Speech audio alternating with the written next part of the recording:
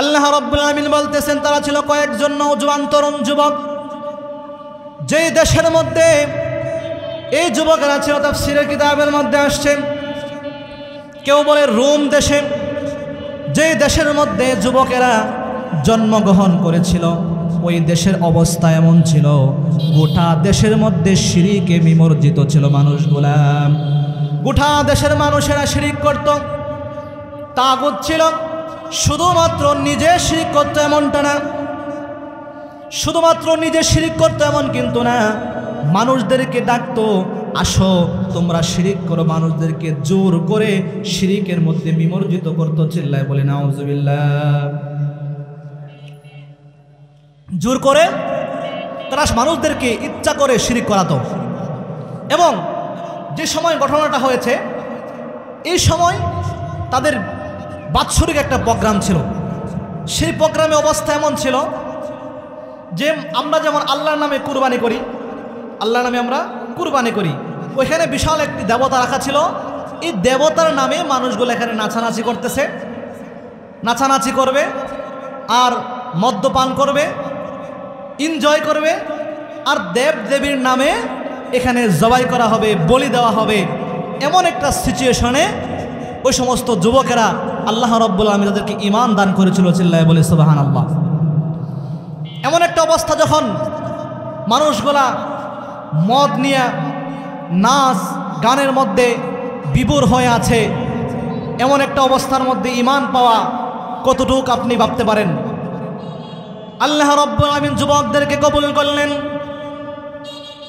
যখন সকল মানুষেরা নাচ গানের মধ্যে ডুবে আছে, এই যে এখানে ওয়াজ মাহফিল হচ্ছে, সকল মানুষেরা অনেক মানুষেরা ওয়াজগুলো শুনতেছে কিন্তু এখানে আসতেছে না। কারণ হলো ঈমান আল্লাহ রাব্বুল আলামিন ঈমানের মহাবদৌলত, ঈমানের মহাবদৌলত তাদের অন্তরের মধ্যে এখন পর্যন্ত দেয় নাই। হেদায়েতের নূর তাদের অন্তরের মধ্যে ঢালে নাই, কিন্তু আল্লাহ তাদেরকে কবুল করেছে। আল্লাহ রাব্বুল আলামিন যুবকদেরকে কবুল করেছেন। সকল মানুষেরা যখন নাচ গানের মধ্যে বিভোর হয়ে আছে, এখান থেকে একজন যুবক গাছের তলার মধ্যে এসে বসছে আর মনে মনে ভাবতেছে, হায় রে, নিজ হাতে আমি তৈরি করলাম যে দেবতাকে সকলে সেজদা করতেছে, সকল মানুষেরা এই দেবতার সামনে নাচানাচি করতেছে, আমি তো নিজ হাতে তৈরি করলাম, এমন দেবতাকে কি করে আমি সেজদা করতে পারি? আমার বুঝে আসে না। তার তো বুঝে আসে না। নিজ হাতে বানাইলো, সুন্দর করে সাজাইল, তারপরে তাকে সেজদা কি করে মানুষ করে? তার তো বুঝে আসে না। সে বিশাল জাকজমক থেকে চলে আসলো, আসার পরে একটা গাছের ছায়া তলে সে আশ্রয় নিয়েছে। একটা গাছের তলে সে আশ্রয় নিয়েছে আর ভাবতেছে, হায় হায়, আমি নিজের হাতে বানাইলাম, নিজ হাতে বানানোর পরে আমি কি করে তাকে সেজদা করি?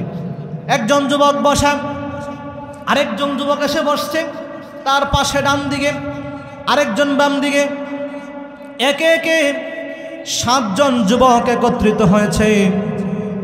7 জনের মনের মধ্যে একটাই বাসনা, একটাই তামান্না, নিজ হাতে বানানোর পরে তাদেরকে কি করে আমরা সেজদা করতে পারি।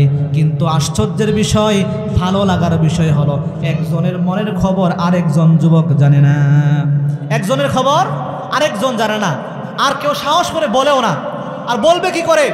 কারণ হলো ওই সময় নিয়ম ছিল, যারা সরকার বিরোধী কাজ করবে তাদেরকে শুলিতে চড়ায় হত্যা করা হবে। সরকারের কথার অমান্য হলেই শুলিতে চড়ায় হত্যা করবে, এমন একটা বিধান ছিল। জুলুম এমন আকার ধারণ করেছিল, যার জন্য গোটা এলাকার মধ্যে আতঙ্ক অবস্থায় মানুষগুলা ছিল। যারাই জুলুম করেছে আল্লাহ রাব্বুল আলামিন তাদেরকেই লাঠি দিয়ে নামিয়ে দিয়েছে। চিল্লায় বলেন ঠিক কিনা? যাই হোক, এই 7 জন যুবকেরা একত্রিত হলো, কিন্তু একজন আরেকজনের মনের খবরটা তো জানে না।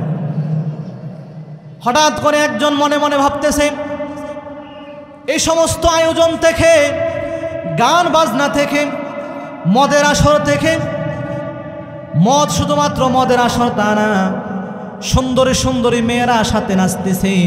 এমন অবস্থা দেখে আমার পাশে যারা বসছে আমার মন বলছে, আমার মনের যে প্রশ্ন তাদের মনের মধ্যে একই প্রশ্ন আছে। চিল্লায় বলেন সুবহানাল্লাহ। আমার মন বলছে 7 জন যুবক মনে হয় একই নিয়তে এখানে বসছে, আমার মৃত্যু হতে পারে, কিন্তু আমার একটা কাজ করতে হবে, আমার মৃত্যু হয়ে যেতে পারে, আমার মৃত্যু হোক, আমার মনের কথাটা 6 জন যুবকের সামনে প্রকাশ করে দিব। চিল্লায় বলে সুবহানাল্লাহ। যে আমার মৃত্যু হয়ে যাক, আমি শুনেতে চড়ি, আমার মরণ হয়ে যাক, কিন্তু এরপরেও আমি সত্যটা প্রকাশ করে দিব। একজন যুবক দাঁড়ায় পড়ল সকলের সামনে, ওয়াজের মতো বলতেছে, শোনো, আমরা এক আল্লাহর সেজদা করব। নিজ হাতে যাদেরকে তৈরি করলাম, নিজ হাতে বানানোর পরে কিভাবে আমরা সেজদা করতে পারি? এমনটা কখনোই হতে পারে না, কখনোই হতে পারে না। আমরা এখান থেকে আমি যে কারণে ফিরে আসছি, আমার মন বলছে, ওই যুবক ভাইয়েরা শোনো, মনে হয় তোমরা একই কারণে ফিরে আসছো। যে আমার মন বলছে, আমার মনের মধ্যে একটা নিয়ত যে নিজ হাতে বানাইলাম, বানানোর পরে কি করে সেজদা করি? সেজদা করতে হবে তাকে যে আসমান এবং জমিন সৃষ্টি করেছে। বলি না সুবহানাল্লাহ। 6 জন যুবক বসা ছিল, দাঁড়ায় বললাম, 6 জন যুবক একজন যুবককে জড়ায় ধরলাম আর বলতেছে, শোনো, আমার মনের মধ্যে প্রশ্ন ছিল, আমাদের মনের মধ্যে একই প্রশ্ন ছিল, কিন্তু সাহস পাই নাই। সাহস করে যেহেতু তোমরা বলে ফেলেছো, শোনো, 6 জন যুবক একত্রিত বলতেছে, এই একজন সহ 7 জন যুবক একত্রিত হয়ে বলতেছে, আমরা তাকেই সেজদা করব যে আসমান এবং জমিন সৃষ্টি করেছে। চিল্লায় বলেন সুবহানাল্লাহ। 6 জন যুবক একত্রিত হয়ে গেল। 6 জনের মত একত্রিত হয়ে তারা আস্তে আস্তে নিজে তারা ওই কাজ থেকে বিরত থাকলো, নিজে গান বাজনা বাদ্য গান থেকে বিরত থাকলো। আজকে যুব সমাজ তোমাদের কাছে তো মাহফিলে দাওয়াত আসে, প্রতিদিন মসজিদ থেকে ইমাম সাহেব, খতিব সাহেব সুন্দর সুন্দর বয়ান রাখে, এরপরেও তো গান বাজনা তোমরা ছাড়তে পারো না। যদি একটা কনসার্ট হয় আর যদি বলা যায় যেখানে অমুক বড় শিল্পী আসবে পাকিস্তান থেকে, অমুক জায়গা থেকে, তাহলে নাচ আর গান কে বলে? নাচ আর গানে তোমাকে জাহান্নামে নিবে, জান্নাতের আশা করা যাবে না। গাও বাংলাদেশ গাও, তবে ইচ্ছে মতো গাও, গাও বাংলাদেশ গাও, তবে ইচ্ছে মতো গাও, মন চাইলে নেচে গে জাহান্নামে যাও, মন চাইলে নেচে গে জাহান্নামে যাও। গাও বাংলাদেশ গাও, তবে ইচ্ছে মতো গাও, মন চাইলে নেচে গে জাহান্নামে যাও। যেমন ইচ্ছাতে মন করে মনের সুখে গান গাইবা, মাঝে মধ্যে তিরিং বিরিং কমর গোড়াই নাচিবা। কোরআনে কারীমের মধ্যে আল্লাহ রাব্বুল আলামিন যে সমস্ত আয়াত বা সূরা নাজিল করেছেন, প্রতিটা সূরা বা আয়াতের আল্লাহ রাব্বুল আলামিন একটা স্থান কাল পাত্র বিশেষ, অর্থাৎ শানে নুজুল বলা হয়। এই শানে নুজুলটা হলো মুহাম্মদুর রাসূলুল্লাহ সাল্লাল্লাহু আলাইহি ওয়াসাল্লাম যখন ওনাকে নবুয়তি দান করা হলো, আল্লাহর নবী বিশ্বনবী সাল্লাল্লাহু আলাইহি ওয়াসাল্লামকে বলা হলো, ও মুহাম্মদুর রাসূলুল্লাহ সাল্লাল্লাহু আলাইহি ওয়াসাল্লাম, আপনি দ্বীনের দাওয়াত দেওয়া শুরু করুন। আল্লাহর নবী মুহাম্মদুর রাসূলুল্লাহ সাল্লাল্লাহু আলাইহি ওয়াসাল্লাম যখন মক্কার মধ্যে দ্বীনের দাওয়াত দেওয়া শুরু করল, ওনার পিছনে বড় বড় মক্কার বড় বড় গোত্রের লিডারেরা আল্লাহর নবীর কাজের বাধা দেওয়ার জন্য উঠে পড়ে লাগলো। এমত অবস্থায় মুহাম্মদুর রাসূলুল্লাহ সাল্লাল্লাহু আলাইহি ওয়াসাল্লামকে কি করে থামানো যায়, কি করে আটকানো যায়, তারা এমন কোনো নগ্ন পায় তারা নাই, তারা করে নাই, চেষ্টা করে নাই। যত রকমের চেষ্টা আছে আল্লাহর নবীর শানে তারা গুস্তাগি করতে শুরু করলো। মুহাম্মদুর রাসূলুল্লাহ সাল্লাল্লাহু আলাইহি ওয়াসাল্লামকে বারবার বিরক্ত করে, কেমন বিরক্ত করে, অনেক সময় মুহাম্মদুর রাসূলুল্লাহ সাল্লাল্লাহু আলাইহি ওয়াসাল্লামকে জাদুকর বলে। আল্লাহর নবী মুহাম্মদুর রাসূলুল্লাহ সাল্লাল্লাহু আলাইহি ওয়াসাল্লামকে বিভিন্নভাবে তারা বিরক্ত করে। প্রশ্ন করে বিরক্ত করে আল্লাহর নবী মুহাম্মদুর রাসূলুল্লাহ সাল্লাল্লাহু আলাইহি ওয়াসাল্লামের কাছে আসছে আবু জাহেল। এসে বলে, নবী মুহাম্মদ, সূরাতুল কামারে আল্লাহ বর্ণনা করেছেন, নবী মুহাম্মদ শোনো, তুমি যে সত্যিকারের নবী এটা একটু প্রমাণ করো। বলে কিভাবে? বলে ওই যে আসমানের চাঁদ দেখা যায় পূর্ণিমার রজনীতে। আবু জাহেল এসে বলতেছে যে আসমানের চাঁদকে তুমি যদি দুইটা ভাগ করে দেখাইতে পারো তাহলে আমরা কালিমা পড়ে মুসলমান হয়ে যাব। আল্লাহর নবী মুহাম্মদুর রাসূলুল্লাহ সাল্লাল্লাহু আলাইহি ওয়াসাল্লাম আল্লাহর কাছে পানা চাইলেন। শাহাদাত আঙ্গুল দ্বারা আল্লাহর নবী আসমানের দিকে ইশারা করলেন, চাঁদের দিকে ইশারা করলেন। ইশারা করতে দেরি হয়েছে, একটা চাঁদ দুইটা ভাগ হতে দেরি হয় না। চিল্লায় বলি সুবহানাল্লাহ। আল্লাহর নবী মুহাম্মদুর রাসূলুল্লাহ সাল্লাল্লাহু আলাইহি ওয়াসাল্লামের কাজকে থামানোর জন্য, বাধা দেওয়ার জন্য বারবার আবু জাহেল, উতবা, শাইবা, নজর ইবনে হারিস, ওয়ালিদ ইবনে আবু মুঈন বারবার আল্লাহর নবীকে প্রশ্ন করতে লাগলো।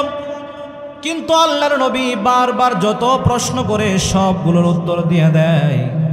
সর্বশেষ আল্লাহর নবীকে বলে, মুহাম্মদ, তুমি যদি আসমানের চাঁদকে দুইটা ভাগ করে দেখাইতে পারো তাহলে শোনো, আমি কোনো রকম সন্দেহ ছাড়া কালেমা পড়ে মুসলমান হয়ে যাব। আল্লাহর নবী তো মহা খুশি হয়ে গেল। আল্লাহর কাছে ফরিয়াদ করলেন, মালিক, আমার কোনো ক্ষমতা নাই আসমানের চাঁদকে ভাগ করার মতো। যদি আপনি দয়া মায়া না করেন। আল্লাহ রব্বুল আলামিন জিবরাইলকে বললেন, জিবরাইল শোনো, মুহাম্মদুর রাসূলুল্লাহ সাল্লাল্লাহু আলাইহি ওয়াসাল্লামের কানে কানে গিয়ে বলো, ও মুহাম্মদ, টেনশন করার কোনো কাজ নাই, আপনি টেনশন করবেন না।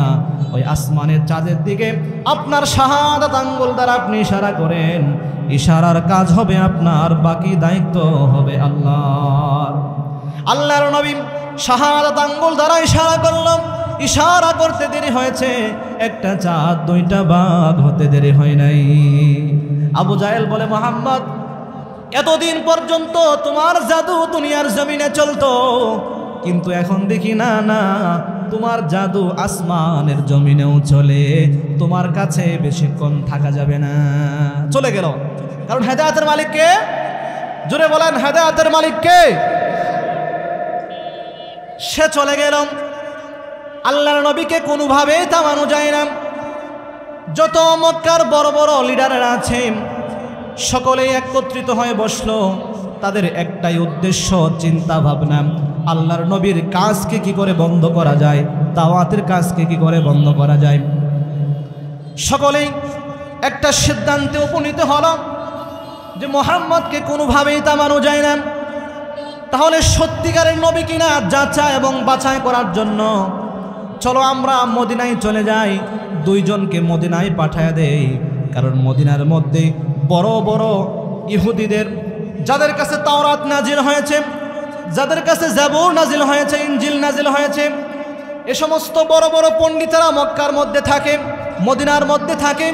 মক্কা তো জাহিলি যুগ, এমন জাহিলি যুগ ছিল, কিয়ামত পর্যন্ত এমন মূর্খতার যুগ আসবে না। কারণ হলো কিয়ামত পর্যন্ত আসবে না, কারণ হলো দাওয়াতের কাজ মাত্র 500 বছর গ্যাপ ছিল। অনেকেই বলে যে মাহফিল করে কি লাভ, ওয়াজ মাহফিল করে লাভটা কি? মানুষ তো হেদায়েত পায় না।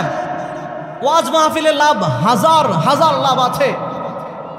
এই যে আপনাকে একটা উদাহরণ আমি দেই, ঈসা আলাইহিস সালাতু ওয়াস সালাম থেকে শুরু করে মুহাম্মদুর রাসূলুল্লাহ সাল্লাল্লাহু আলাইহি ওয়াসাল্লাম পর্যন্ত মাত্র 500 বছরের একটা গ্যাপ ছিল। সকলে বলেন কয়শো বছর? 500 বছরের একটা গ্যাপ ছিল। এই গ্যাপের মধ্যে দাওয়াতি কার্যক্রম বন্ধ ছিল, কোনো জায়গার মধ্যে দাওয়াতি কার্যক্রম হতো না। তো ফলাফল কি হলো? এমন যুগ, এমন ভয়াবহ জাহিলি যুগে পরিণত হলো, যেটা আমরা বিভিন্ন সময় বলে থাকি এটা তো আইএমএ জাহিলি যুগ, কি বলি না? কিন্তু ওই সময় কেমন ছিল একটা উদাহরণ দেই। মনে করেন একটা গর্ভবতী মহিলা রাস্তা দিয়ে হেঁটে হেঁটে যাচ্ছে, দুই বন্ধু বসা। এক বন্ধু জিজ্ঞাসা করতেছে, বন্ধু বলো তো এই মহিলার পেটের মধ্যে ছেলে হবে নাকি মেয়ে হবে? একজন বলতেছে ছেলে, আরেকজন বলতেছে মেয়ে। তো দুইজন বন্ধু পরামর্শ করলো, তো ছেলে নাকি মেয়ে, চলো বাজি ধরি। কে এলাকায় বাজি খেলা হয় না? এই যে বিপিএল চলতেছে, সামনে IPL আসবে, কি বাজি হয় কি হয় না? হয়। তারা বাজি ধরলো যে মনে হয় ছেলে হবে, আরেকজন বলে মেয়ে হবে, তাহলে কি করা যায়? ধরে নিয়ে আসো। জ্যান্ত মহিলাটাকে পেটটা ছিঁড়ে ফেললো, ছিঁড়ে বাচ্চাটাকে বের করে নিয়ে আসলো ছেলে নাকি মেয়েটা প্রমাণ করার জন্য। এমন জাহিলি যুগ। মহিলার যখন মাসিক হতো, ঋতুস্রাব হতো, ঘর থেকে বের করে দেওয়া হতো। কোনো মহিলা যদি কন্যা সন্তান প্রসব করত, তাকে ঘর থেকে বের করে দিত এবং কন্যা সন্তানগুলোকে এরকম মরভূমির মধ্যে পুঁতে ফেলা হতো। এমন জাহিলি যুগ ছিল। কেন?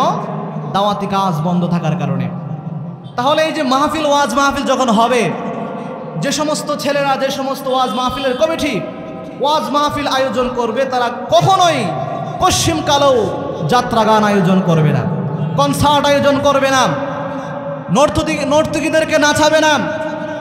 তার মানে হলো এই ওয়াজ মাহফিলে অনেক ফায়দা হচ্ছে, মানুষগুলা দিনের দিকে আসছে, সকলেই কথা শুনবে এমনটা না। আল্লাহ নবী মুহাম্মদুর রাসূলুল্লাহ সাল্লাল্লাহু আলাইহি ওয়াসাল্লাম প্রাথমিক যুগে সবাইকে দাওয়াত দিয়েছে, কিন্তু সকলেই শুনে নাই। যেই কথা বলতেছিলাম, এমন একটা জাহিলি যুগ ছিল, এখানে মূর্খের জামানা ছিল, মূর্খের যুগ ছিল। মক্কা ছিল খুব জাহিলি অবস্থা। ওখানে তো ভালো ভালো লোক থাকে না, লোক থাকে কোথায়? মদিনাতুল মুনাওয়ারায়। তাওরাত, জাবুর, ইনজিল যাদের কাছে নাজিল হয়েছে, বড় বড় পণ্ডিতেরা, তারা পরামর্শ করে মুহাম্মদুর রাসূলুল্লাহ সাল্লাল্লাহু আলাইহি ওয়াসাল্লামের কাজকে বিঘ্ন ঘটানোর জন্য 2 জন প্রতিনিধি পাঠিয়ে দিল মক্কাতুল মুকাররমা থেকে মদিনাতুল মুনাওয়ারায়। মক্কাতুল মুকাররমা থেকে মদিনাতুল মুনাওয়ারার মধ্যে 2 জনকে পাঠিয়ে দিল, নজর ইবনে হারিস, উকবা ইবনে আবু মুঈন। এই 2 জনকে শিখিয়ে দিল, যাও তোমরা করে জলদি করে যাও, মুহাম্মদ সত্যিকারের নবী কিনা আমরা এতদিন পর্যন্ত চেষ্টা করে প্রশ্ন করে ব্যর্থ হয়েছি, তুমি জলদি করে যাও মদিনাতুল মুনাওয়ারায়। মদিনায় গিয়ে যাদের কাছে তাওরাত, জাবুর, ইনজিল নাজিল হয়েছে, তাদের কাছ থেকে তোমরা প্রশ্ন শিখে আসো। সেই প্রশ্নগুলো মুহাম্মদকে করব, আমরা দেখতে চাই মুহাম্মদ সত্যিকারের নবী কিনা। 2 জন ব্যক্তি মক্কাতুল মুকাররমা থেকে মদিনাতুল মুনাওয়ারায় চলে গেল। মদিনাতুল মুনাওয়ারায় গিয়ে শরণাপন্ন হলো তাওরাত, জাবুর, ইনজিল যাদের কাছে নাজিল হয়েছে এমন ব্যক্তিদের কাছে। তারা সকলেই বসলাম মুহাম্মদুর রাসূলুল্লাহ সাল্লাল্লাহু আলাইহি ওয়াসাল্লামের ছোট্ট কাল থেকে শুরু করে একেবারে মুহাম্মদুর রাসূলুল্লাহ সাল্লাল্লাহু আলাইহি ওয়াসাল্লামের নবুয়তি পাওয়ার দিন পর্যন্ত সব ঘটনা শুনেছে, জীবন বৃত্তান্ত শুনেছে, ইতিহাস শুনেছে। তাওরাত, জাবুর, ইনজিল যাদের কাছে নাজিল হয়েছে, বড় বড় পণ্ডিতেরা এক বাক্যে বলে দিয়েছে, শোনো, যার ইতিহাস তোমরা শুনিয়েছো, কোনো রকম সন্দেহ ছাড়া আমরা তাওরাতের মধ্যে পড়েছি, কেউ বলে জাবুরের মধ্যে পড়েছি, কেউ বলে ইনজিলের মধ্যে আমরা পেয়েছি, যার ইতিহাস শুনিয়েছো কোনো রকম সন্দেহ ছাড়া তিনি সত্যিকারের নবী। চিল্লায় বলে সুবহানাল্লাহ।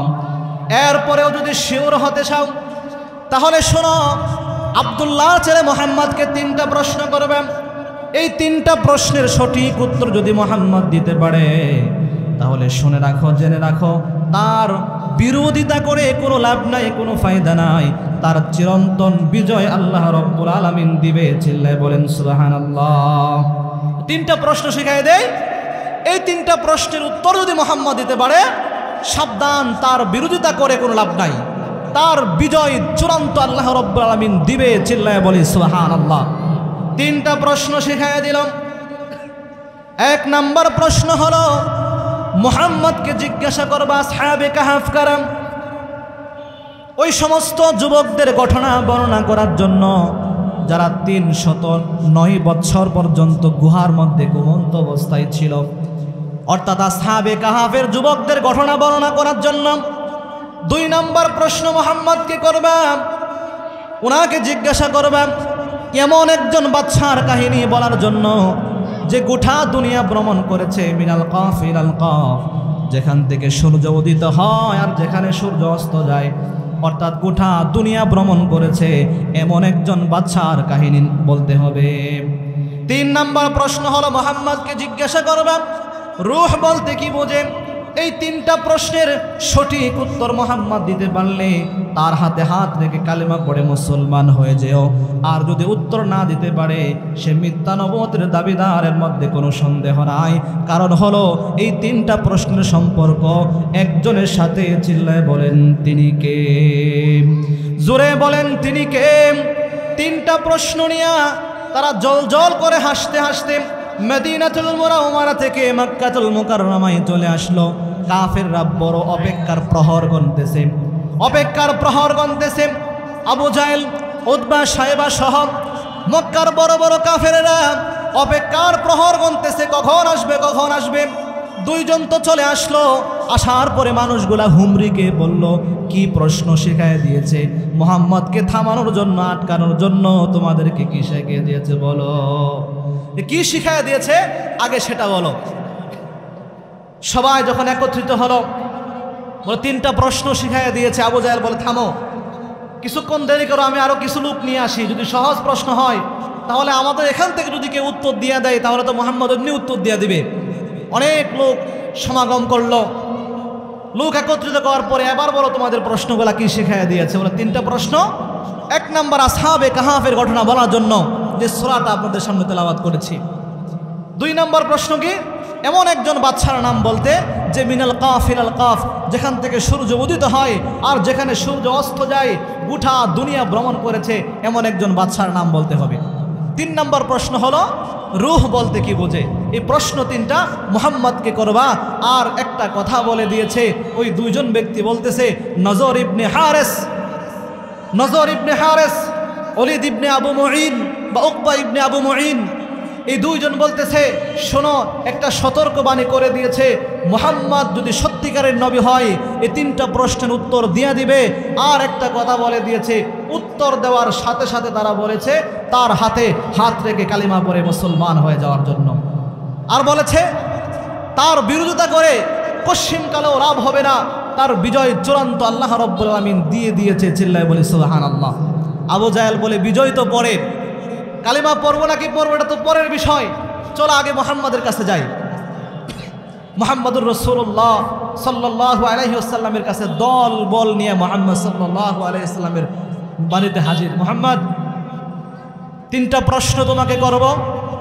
এতদিন পর্যন্ত তো অনেক প্রশ্ন করেছে, তুমি উত্তর দিয়েছো, আমি একা আসছি বা অন্য কেউ একা আসছে।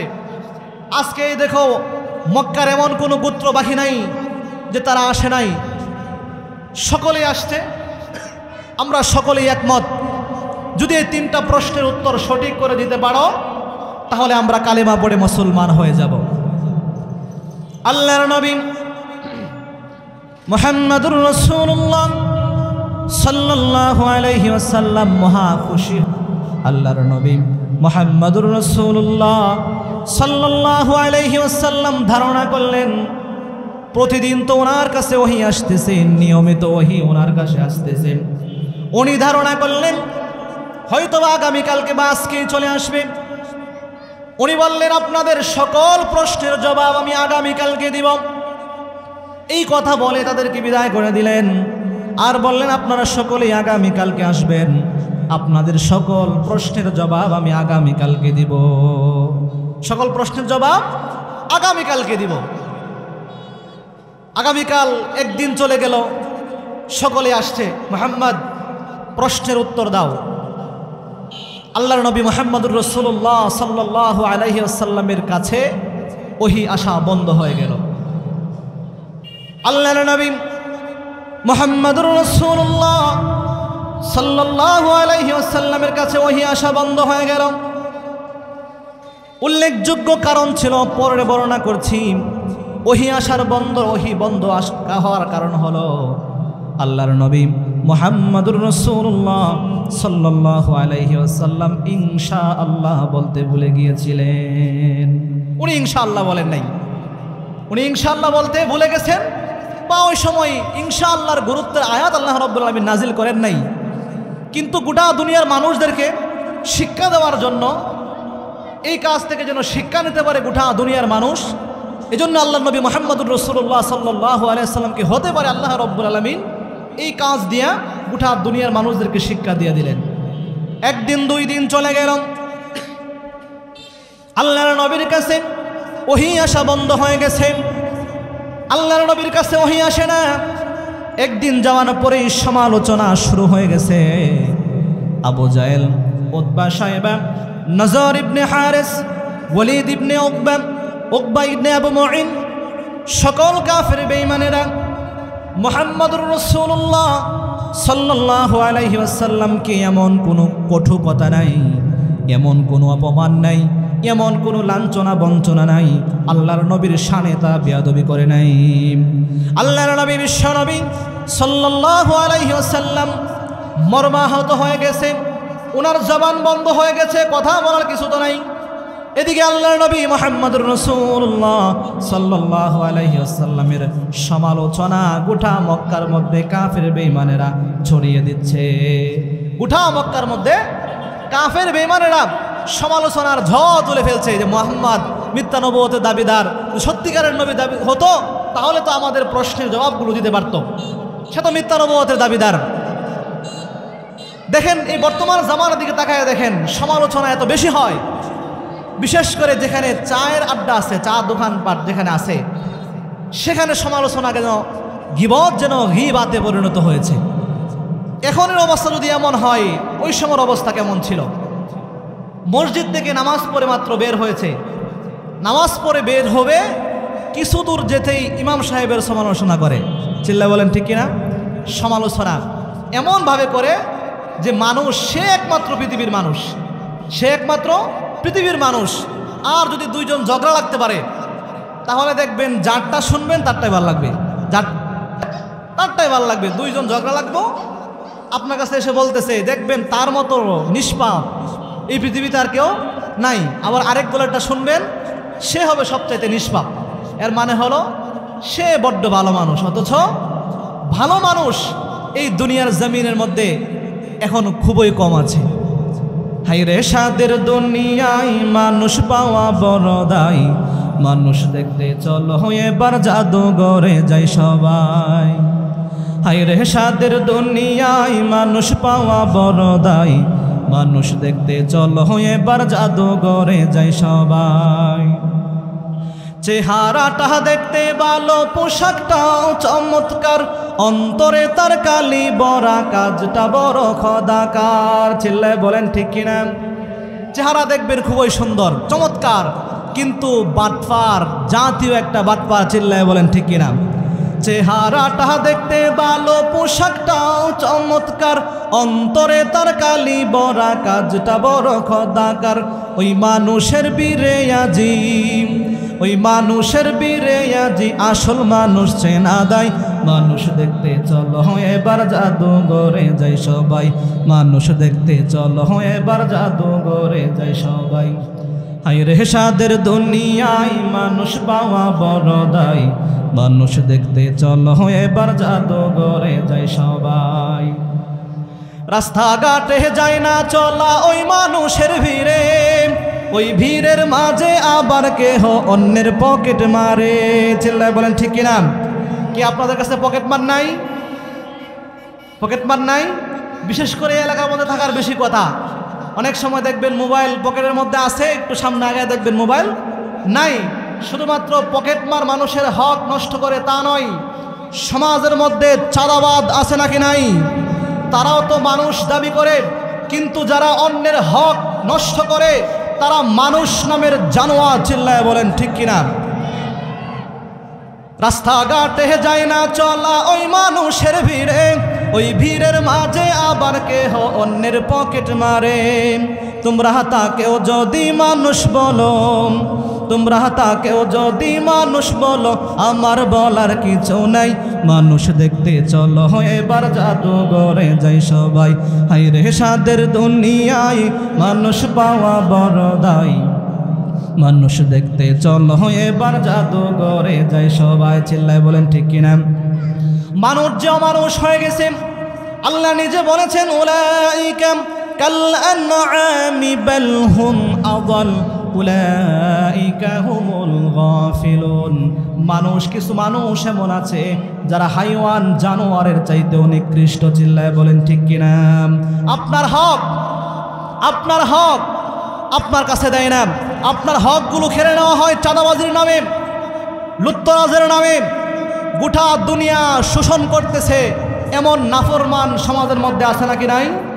আছে। তারা নিজেদেরকে মানুষ দাবি করে কিন্তু অমানুষ। যাই হোক, এই যে কিছু মানুষ নামের অমানুষেরা আল্লাহর নবী মুহাম্মদুর রাসূলুল্লাহ সাল্লাল্লাহু আলাইহি ওয়াসাল্লামের অপবাদ এবং গীবত গোটা মক্কার মধ্যে ছড়ায়া দেওয়ার চেষ্টা করতেছে। অথচ এই গীবত হলো মস্ত বড় অন্যায়।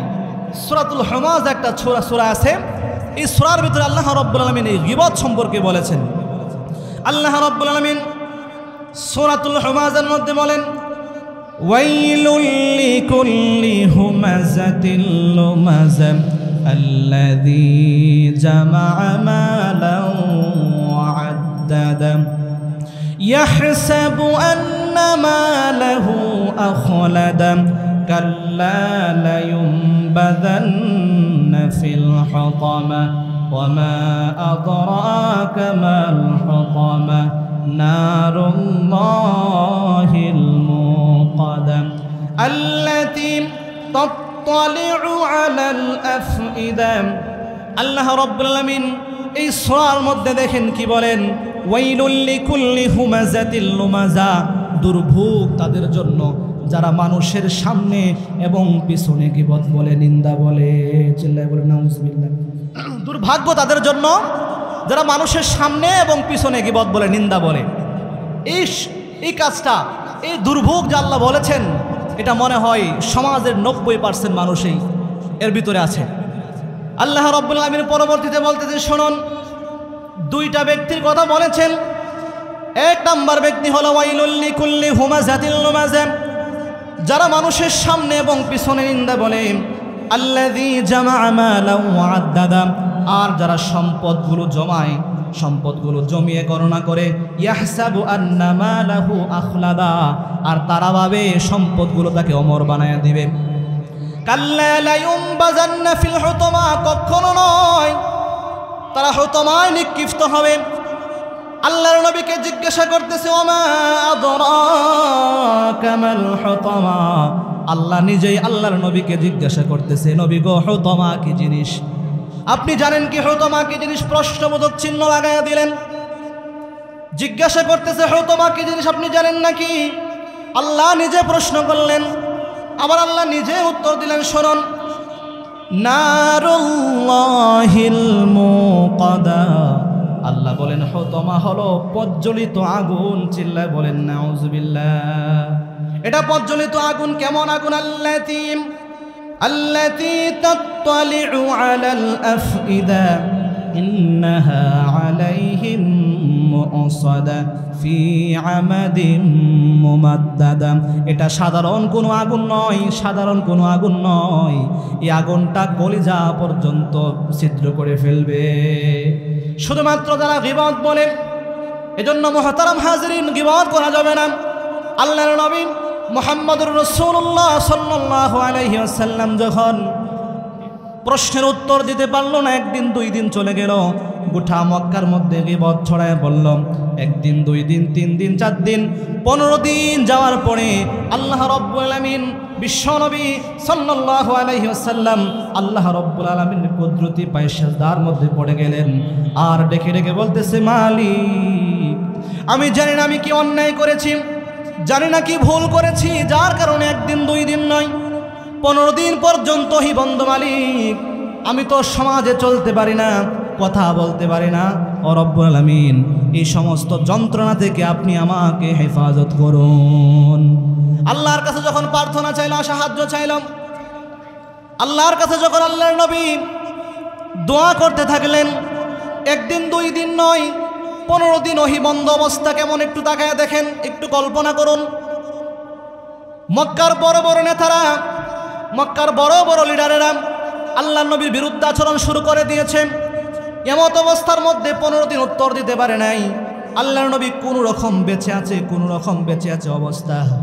আল্লাহর নবী আল্লাহর কাছে কেঁদে কেঁদে যখন দোয়া করলেন, 15 দিন পরে জিবরাইল আলাইহিস সালাতু ওয়াস সালামের সাথে আল্লাহ রব্বুল আলামিন ৭০,০০০ নূরের ফেরেশতা এই সূরাতুল কাহাফ নিয়ে অবতীর্ণ করলেন। চিল্লায় বলে সুবহানাল্লাহ। অন্য সময় আল্লাহর নবীর কাছে একা আবু জাহেল আসতো, কখনো কোনো সাহাবীর রূপ ধারণ করে, কোনো সাধারণ মানুষের রূপ ধারণ করে, কিন্তু ওই সময় একটা দুইটা আয়াত নিয়ে আসে নাই, কারো রূপ ধারণ করে আসে নাই। একেবারে সূরাতুল কাহাফ শুরু থেকে শেষ পর্যন্ত অর্থাৎ ১১০টা আয়াত একেবারে নিয়ে আসলেন। আর একা আসেন নাই, আল্লাহর নবী মুহাম্মদুর রাসূলুল্লাহ সাল্লাল্লাহু আলাইহি ওয়াসাল্লামকে সান্ত্বনা দেওয়ার জন্য জিবরাইল আলাইহিস সালাতু ওয়াস সালামের সাথে ৭০,০০০ নূরের ফেরেশতা সহ আসলেন। চিল্লায় বলে সুবহানাল্লাহ। সর্বপ্রথম আল্লাহর নবীকে 15 দিন পর্যন্ত কেন ওহী বন্ধ ছিল, এই কথা তো আগে জানা দরকার। অগণবিজি শুনুন, একদিন 2 দিন নয়, 15 দিন পর্যন্ত কেন ওহী বন্ধ ছিল আল্লাহর নবী, আগে তো আপনাকে এই কথাটা জানতে হবে। নবী শুনুন, আল্লাহ রাব্বুল আলামিন সূরাতুল কাহাফের 23 নম্বর আয়াতে আল্লাহ বর্ণনা করেন, মুহাম্মদুর রাসূলুল্লাহ সাল্লাল্লাহু আলাইহি ওয়াসাল্লামের শানে বলতেছে, শুনুন, ওয়ালা তাকুলান্না লিশাইইন ইন্নী ফাইলুন যালিকা গাদান ইল্লা আন ইয়াশা আল্লাহ। ও নবী মুহাম্মদ, ইন ফিউচার, ভবিষ্যতের কোনো কাজ করার সময়, কোনো কথা বলার সময় আপনি বলবেন না আমি আগামীকালকে করব ইনশাআল্লাহ বলা ব্যতি রেখে আপনি ইনশাআল্লাহ বলেন নাই। এই কারণে 1 দিন 2 দিন নয়, 15 দিন পর্যন্ত আল্লাহ ওহী বন্ধ রেখেছেন। ইনশাআল্লাহ বলেন নাই, এই কারণে 1 দিন 2 দিন নয়, 15 দিন পর্যন্ত ওহী বন্ধ ছিল। এই ইনশাআল্লাহ এখন আমরা আমল করি না, ইনশাআল্লাহর আমল করি না, আমরা যা তা বলে দেই, অত সাল এত সাল, কিন্তু আমরা আমল করি না। কিন্তু ইনশাআল্লাহর গুরুত্ব আছে নাকি নাই? আমরা ইনশাআল্লাহ বলতে চাই না। কেমন গুরুত্ব? এই সূরাতুল কাহাফে একটা ঘটনা আসছে। এই যে 3টা প্রশ্ন ছিল, এর মধ্যে একটা প্রশ্ন ছিল এমন একজন বাদশার নাম বলতে হবে যে বাদশা গোটা পৃথিবী ভ্রমণ করেছে। এই বাদশার নাম ছিল বাদশা যুলকারনাইন। যুলকারনাইন একটা স্থানের মধ্যে গেছে, ইনশাআল্লাহর গুরুত্ব বলার জন্য এই ঘটনাটা বলছি। যুলকারনাইন একটা পাহাড়ের মধ্যে গেছে, ওইখানে যাওয়ার পরে কিছু একটা জাতি মানুষদেরকে খুব বিরক্ত করতেছে, খুব বিরক্ত। সকল মানুষেরা ধরছে, বলে বাদশাহ শুনুন, আমাদের এখানে একটা গোষ্ঠী আছে, একটা জাতি আছে, আমাদেরকে অনেক বিরক্ত করতেছে, তাদেরকে আপনি একটু আমাদের কাছ থেকে রক্ষা করে দিন। বাদশাহ যুলকারনাইন কি করলো? অনেক লম্বা ঘটনা, আমার মূল উদ্দেশ্যের মধ্যে আমি যেতে পারবো না, খুব সংক্ষিপ্ত করে বলছি। বাদশাহ যুলকারনাইন একটা সীসা ডালা প্রাচীর করে দিল। এই যে প্রাচীরটা করলেন, সূরাতুল কাহাফে আল্লাহ বর্ণনা করেছেন, আল্লাহ রাব্বুল আলামিন যতদিন পর্যন্ত না চাইবেন এই প্রাচীর ইয়াজুজ এবং মাজুজেরা খুলতে পারবে না। এই এখানে যে তারা বন্দী আছে, প্রতিদিন যখন সকাল হয় তারা এই দেয়ালটাকে ভাঙার জন্য কাজে লেগে যায়, সকলেই মিলে। যখন কাজ করতে করতে করতে করতে একদম শেষ পর্যায়ে যাবে, আবার সেখানে ফিরে আসে। সকালে আবার যখন কাজ করতে যায় দেয়াল ভাঙার জন্য, তখন গিয়া দেখে দেয়াল যেমন ছিল তেমন হয়ে আছে। যে দেয়ালটা বাদশাহ যুলকারনাইন তৈরি করেছিল, এই দেয়ালটা কিয়ামতের কিছুদিন আগে খোলা হবে এই ইনশাআল্লাহর বদৌলতে। এই ইয়াজুজ মাজুজদের যখন বন্ধ করা হয়, তখন তারা প্রতিদিন ওইখান থেকে শুরু করে, যখন বন্দি করেছিল ওই সময় থেকে শুরু করে প্রতিদিন তারা এটা খোলার জন্য, ভাঙার জন্য চেষ্টা করে, কিন্তু ভাঙতে পারে না। এমন সময় ভাঙবে, শুনুন কখন ভাঙবে। দাজ্জালের আলোচনা এখন একেবারে বন্ধ হয়ে গেছে। আল্লাহ নবীর একটি হাদিস আছে, যখন সমাজ থেকে দাজ্জালের আলোচনা বন্ধ হয়ে যাবে, ওয়াজ মাহফিল থেকে, মসজিদের মিম্বর থেকে যখন দাজ্জালের আলোচনা বন্ধ হয়ে যাবে, ওই সময়ে দাজ্জাল আবির্ভাব হবে।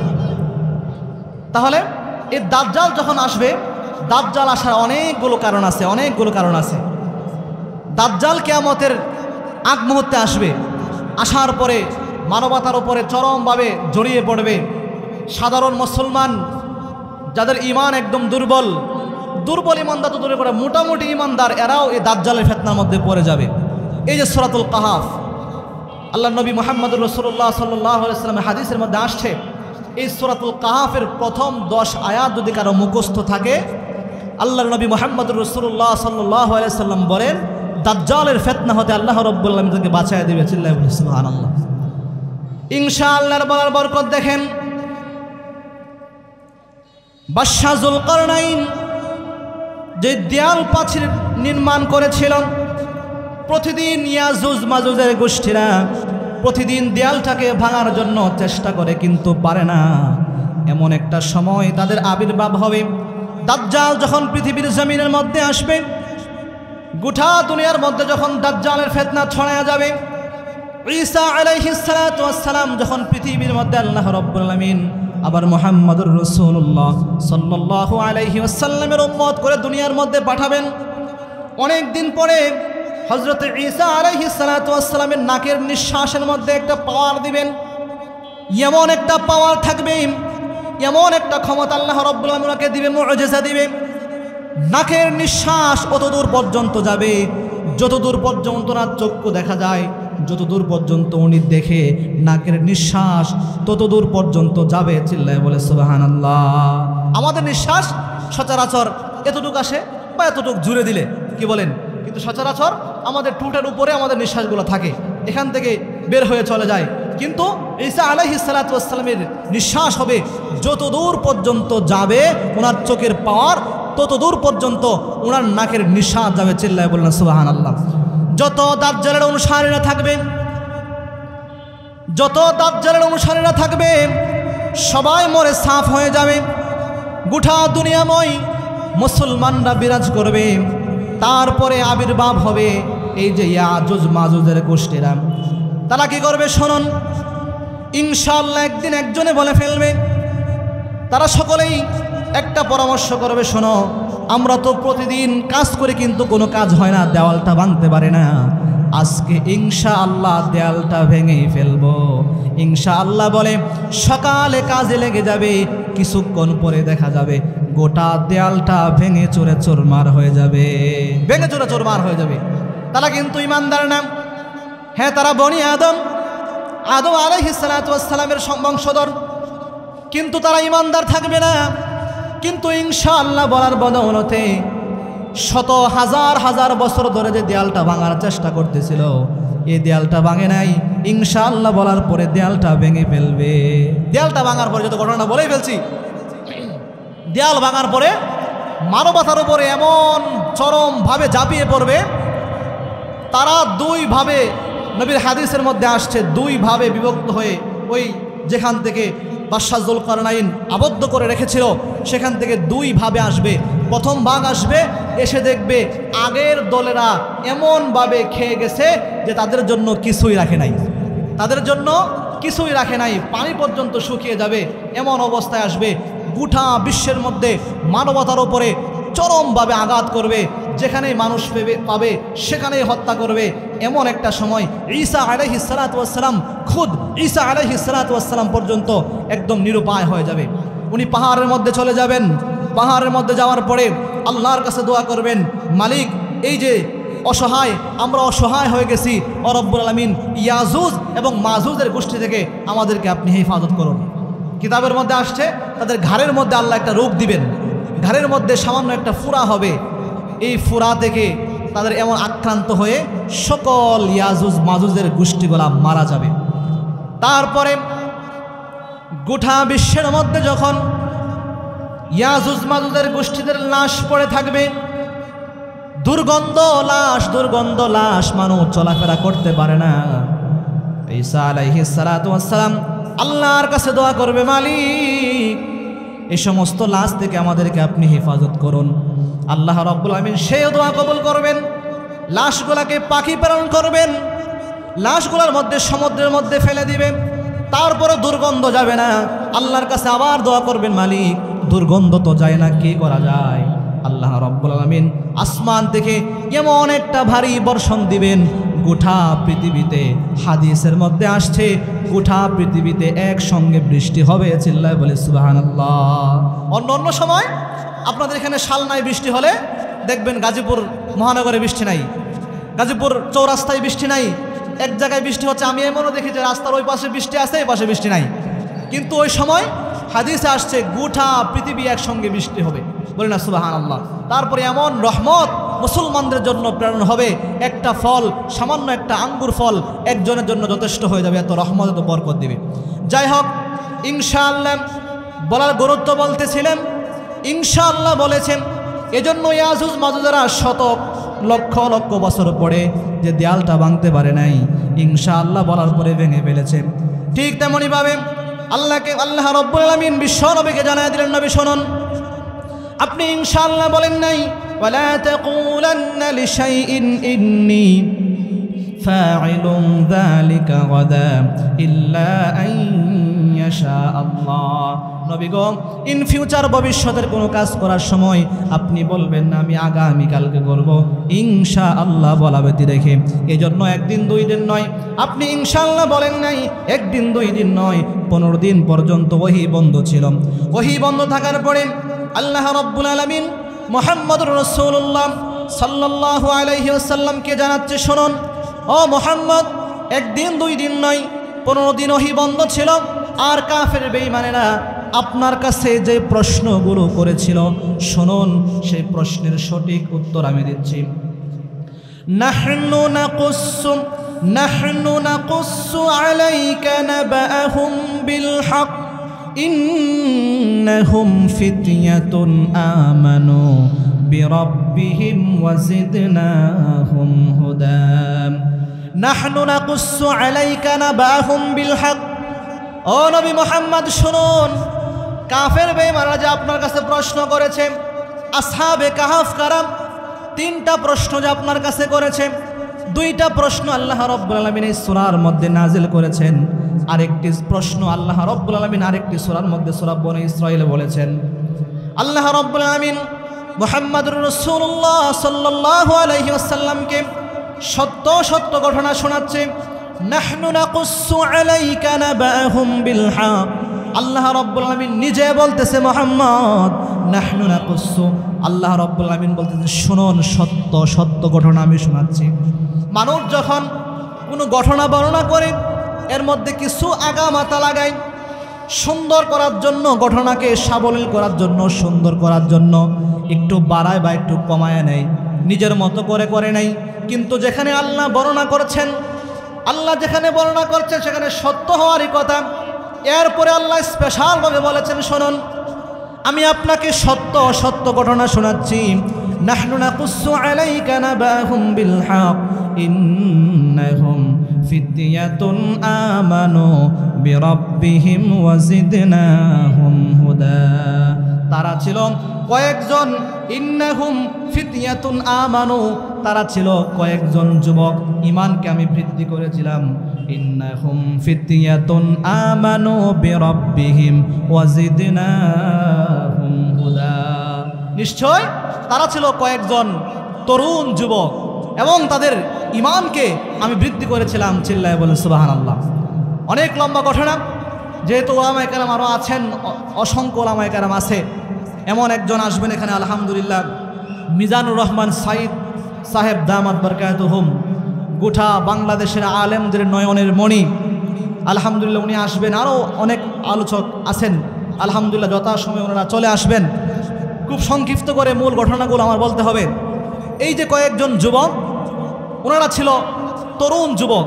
আল্লাহ রাব্বুল আলামিন দেখেন, বর্তমান প্রেক্ষাপটের দিকে তাকায় দেখেন, 7 জন যুবক যাদেরকে আমরা সমন্বয়ক হিসাবে চিনি, কয়েকজন যুবক গোটা একটা দেশের পরিস্থিতি পরিবর্তন করে দিয়েছে। চিল্লায় বলেন ঠিক কিনা?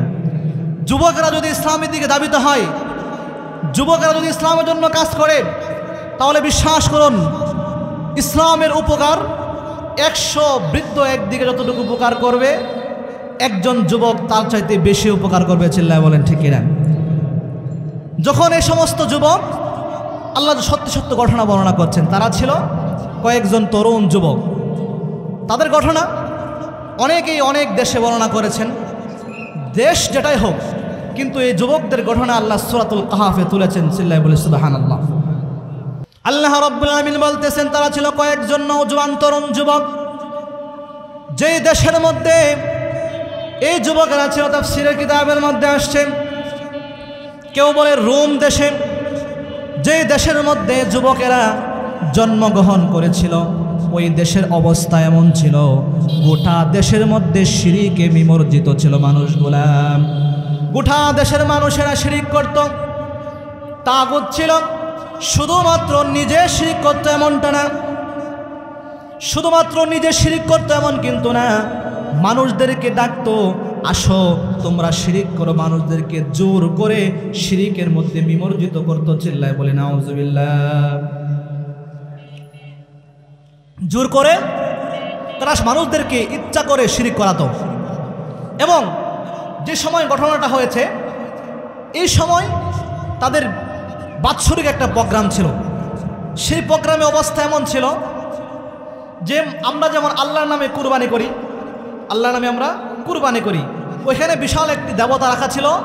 এই দেবতার নামে মানুষগুলো এখানে নাচানাচি করতেছে, নাচানাচি করবে আর মদ্যপান করবে, এনজয় করবে, আর দেব দেবীর নামে এখানে জবাই করা হবে, বলি দেওয়া হবে। এমন একটা সিচুয়েশনে ওই সমস্ত যুবকেরা, আল্লাহ রাব্বুল আলামিন তাদেরকে ঈমান দান করেছিল। চিল্লায় বলে সুবহানাল্লাহ।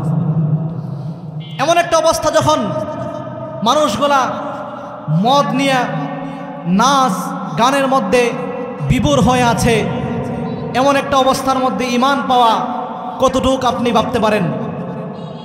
আল্লাহ রাব্বুল আলামিন যুবকদেরকে কবুল করলেন। যখন সকল মানুষেরা নাচ গানের মধ্যে ডুবে আছে, এই যে এখানে ওয়াজ মাহফিল হচ্ছে, সকল মানুষেরা, অনেক মানুষেরা ওয়াজগুলো শুনতেছে কিন্তু এখানে আসতেছে না। কারণ হলো ঈমান আল্লাহ রাব্বুল আলামিন ঈমানের মহাবদৌলত, ঈমানের মহাবদৌলত তাদের অন্তরের মধ্যে এখন পর্যন্ত দেয় নাই। হেদায়েতের নূর তাদের অন্তরের মধ্যে ঢালে নাই, কিন্তু আল্লাহ তাদেরকে কবুল করেছে। আল্লাহ রাব্বুল আলামিন যুবকদেরকে কবুল করেছেন। সকল মানুষেরা যখন নাচ গানের মধ্যে বিভোর হয়ে আছে, এখান থেকে একজন যুবক গাছের তলার মধ্যে এসে বসছে আর মনে মনে ভাবতেছে, হায় রে, নিজ হাতে আমি তৈরি করলাম যে দেবতাকে সকলে সেজদা করতেছে, সকল মানুষেরা এই দেবতার সামনে নাচানাচি করতেছে, আমি তো নিজ হাতে তৈরি করলাম, এমন দেবতাকে কি করে আমি সেজদা করতে পারি? আমার বুঝে আসে না। তার তো বুঝে আসে না, নিজ হাতে বানাইলো, সুন্দর করে সাজাইলাম, তারপরে তাকে সেজদা কি করে মানুষ করে? তার তো বুঝে আসে না।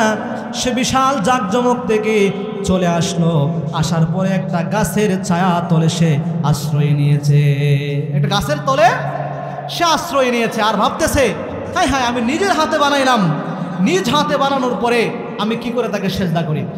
একজন যুবক বসা, আরেকজন যুবক এসে বসছে, তার পাশে ডান দিকে আরেকজন, বাম দিকে, একে একে 7 জন যুবক একত্রিত হয়েছে। 7 জনের মনের মধ্যে একটাই বাসনা, একটাই তামান্না, নিজ হাতে বানানোর পরে তাদেরকে কি করে আমরা সেজদা করতে পারি। কিন্তু আশ্চর্যের বিষয়, ভালো লাগার বিষয় হলো, একজনের মনের খবর আরেকজন যুবক জানে না। একজনের খবর আরেকজন জানে না, আর কেউ সাহস করে বলেও না। আর বলবে কি করে?